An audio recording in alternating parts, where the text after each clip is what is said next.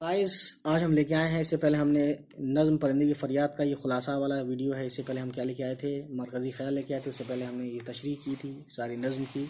अब हम नज़्म परिंदे की फरियाद का खुलासा पढ़ते हैं।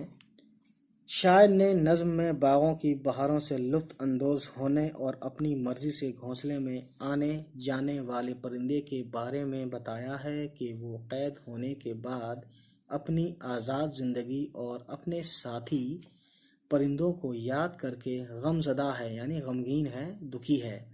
और जब से उसकी आज़ादी छिनी है तब से उसका दिल गमगीन है, यानी दुखी है बहुत, और क़ैद करने वाले से अपनी रिहाई की फरियाद कर रहा है। तो गाइस, वैसे तो परिंदा बेज़ुबान होता है, वो क्या क्या ही कह सकता है किसी से, लेकिन ये हम और आप समझ सकते हैं। ठीक है, तो ये थी नज़्म परिंदे की फरियाद का खुलासा। उम्मीद है आपने पिछली वीडियो सारी देखी हो इस नज़्म के, है ना। तो अगली बार हम लाएंगे इस नज़्म का क्वेश्चन आंसर। तब तक खुश रहें, आबाद रहें, बाय बाय, टेक केयर।